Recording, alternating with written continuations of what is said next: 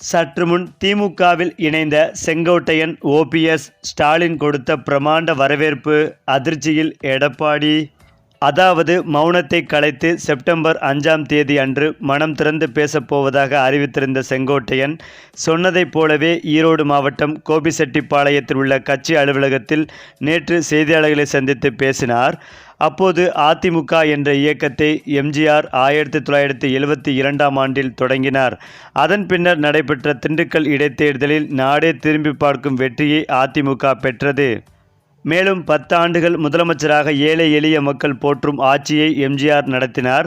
அதன் பிறகு ஜெயலலிதாவும் 5 முறை ஆட்சி செய்து அனைத்து தரப்பு மக்களும் போற்றும் ஆட்சியை நடத்தினார்.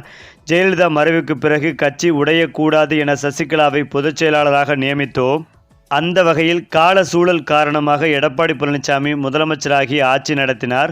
அதன் பின்னர் 2019, 2021, 2024 பொதுத் தேர்தல், உள்ளாட்சி தேர்தல் என பல தேர்தலில் அதிமுக தோல்வியை சந்தித்து வருகிறது.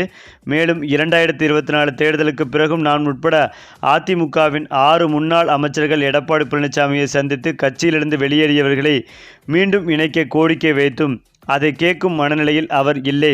வெளியே சென்றவர்கள் நிபந்தனையின்றி கட்சியில் இணைந்து ஆர்வத்துடன் பணியாற்ற தயாராக உள்ளனர்.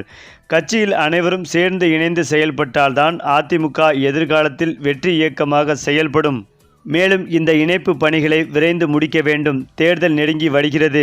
இந்த பணிகளை 10 நாட்களுக்குள் தொடங்க வேண்டும்.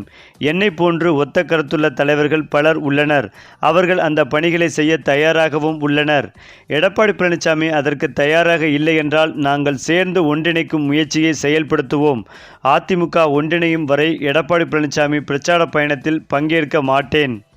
குறிப்பாக ஏழை எளிய மக்களுக்கான இயக்கம் அதிமுக. இயக்கத்திற்கு பல்வேறு தடுமாற்றம் வரும்போது நான் செய்த பணிகள் பற்றி பாராட்டினார் ஜெயலலிதா. அதிமுக தொண்டர்கள் மகிழ்ச்சியாக இருக்க எந்த தியாகமும் செய்ய தயாராக இருந்தேன். 2 வாய்ப்புகள் வந்தபோதும் அதை தியாகம் செய்தேன்.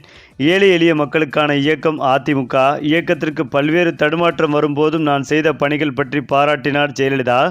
அதிமுக தொண்டர்கள் மகிழ்ச்சியாக இருக்க எந்த தியாகமும் செய்ய தயாராக இருந்தேன்.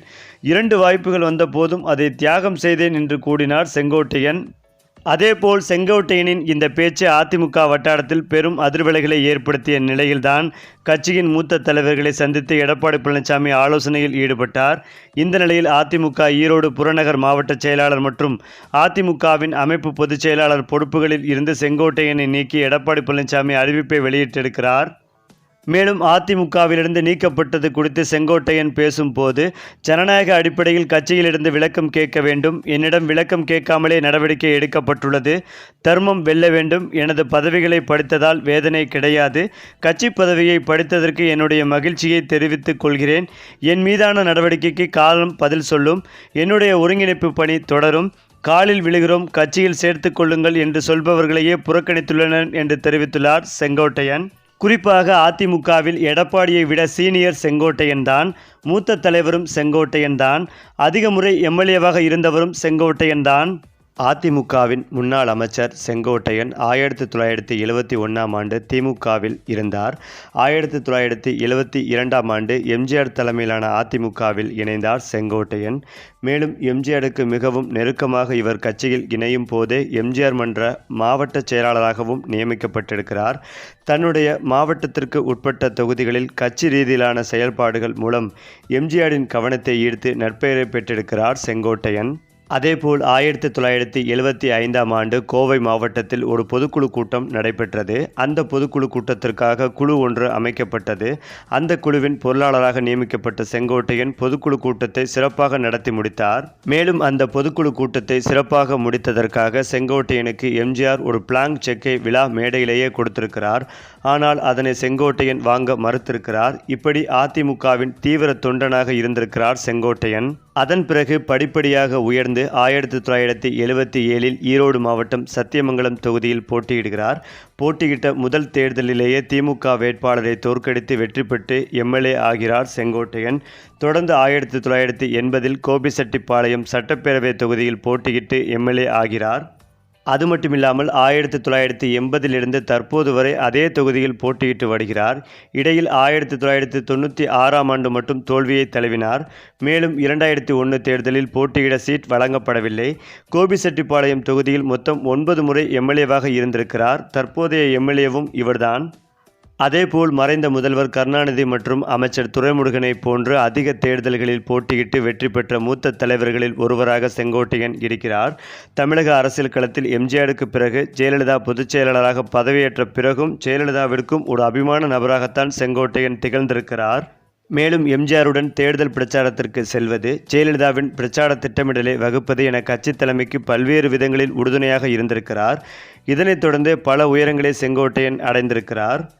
குறிப்பாக போக்குவரத்து துறை, விவசாயம், தகவல் தொழில்நுட்பம், வருவாய், பள்ளிக்கல்வித்துறை, இளைஞர் நலன்துறை, விளையாட்டுத் துறைகளில் அமைச்சர் பதவியும் வகித்திருக்கிறார். அது மட்டுமில்லாமல் கட்சியில் முடிவெடுக்கும் சில பொறுப்புகளை கூட செங்கோட்டையனுக்கு ஜெயலலிதா வழங்கியிருக்கிறார்.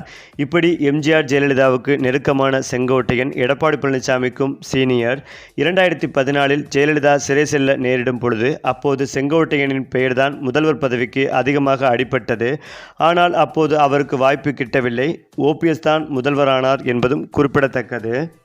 அதன் பிறகு ஜெயலலிதா மறைவுக்கு பிறகு ஓபிஎஸ், இபிஎஸ் அணி என இரண்டாக அதிமுக பிளவுபட்ட போதும் சசிகலா தலைமையில் கூவத்தூரில் ஆலோசனை நடைபெற்ற போது கூட கட்சியில் சீனியர், பலமுறை தேர்தலில் வெற்றி பெற்றவர், அரசியல் அனுபவம் கொண்டவர், அவருக்குத்தான் முதல்வர் பதவி கொடுக்கப்பட வேண்டுமென்று பேசப்பட்டதாக தகவல்களும் உண்டு.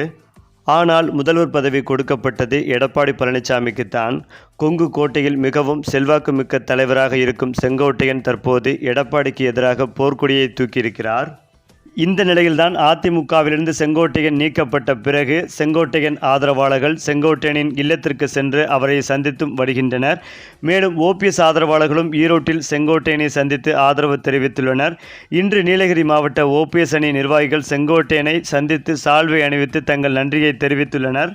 அதேபோல் பன்னீர்செல்வம் ஏற்கனவே கட்சியிலிருந்து பிரிந்து சென்றவர்களை ஒருங்கிணைத்து செயல்பட வேண்டும் என வலியுறுத்தி வரும் நிலையில் செங்கோட்டையனின் கருத்துக்கள் ஓபிஎஸ் கருத்துக்கு வலு சேர்க்கும் வகையில் இருப்பதாக ஓபிஎஸ் ஆதரவாளர்களும் தெரிவித்துள்ளனர். செங்கோட்டையனுக்கு அவர்கள் நன்றி தெரிவித்துள்ளனர் என்பதும் குறிப்பிடத்தக்கது. மேலும் செங்கோட்டையனை சந்திக்க சென்ற நிர்வாகியின் செல்போனுக்கு நேரடியாக தொடர்பு கொண்ட பன்னீர்செல்வம் அந்த போன் வாயிலாக செங்கோட்டையனிடம் பேசியுள்ளார். பின்னர் செல்போனை வாங்கி கொண்டு தனி அறைக்கு சென்ற செங்கோட்டையன் சுமார் 5 நிமிடங்கள் ஓபிஎஸ்ஸுடன் பேசியதாக கூறப்படுகிறது. அடுத்த கட்ட நடவடிக்கை தொடர்பாக இருவரும் ஆலோசனை செய்ததாகவும் சொல்லப்படுகிறது. அது மட்டுமில்லாமல் ஓபிஎஸ், செங்கோட்டையன் இருவரும் இணைந்து தன்னுடைய ஆதரவாளர்களை இணைத்து கூண்டோடு அவர்கள் முதலமைச்சர் ஸ்டாலின் அவர்களை நேரில் சந்தித்து திமுகவில் இணைய முடிவெடுத்துள்ளதாகவும் இதற்கு ஸ்டாலினும் சம்மதம் தெரிவித்துள்ளதாகவும் தகவல்கள் சொல்லப்பட்டு வருகிறது. இதற்காக பிரமாண்ட விழாவை ஸ்டாலின் ஏற்பாடு செய்திருக்கிறார். இந்த தகவல் ஒட்டுமொத்த அதிமுகவிற்கும் பேரதிர்ச்சிகளை கொடுத்து வருகிறது. சரி, இப்போ நீங்கள் சொல்லுங்க, திமுகவில் இணைந்த செங்கோட்டையன், ஓபிஎஸ் பற்றிய உங்களுடைய கருத்துக்களையும் உங்கள் கமெண்ட்டில் சொல்லுங்கள். மேலும் இந்த வீடியோ உங்களுக்கு பிடித்திருந்தால் லைக் பண்ணுங்கள், ஷேர் பண்ணுங்கள், மறக்காமல் நம்முடைய சேனலை சப்ஸ்கிரைப் பண்ணிக்கங்க.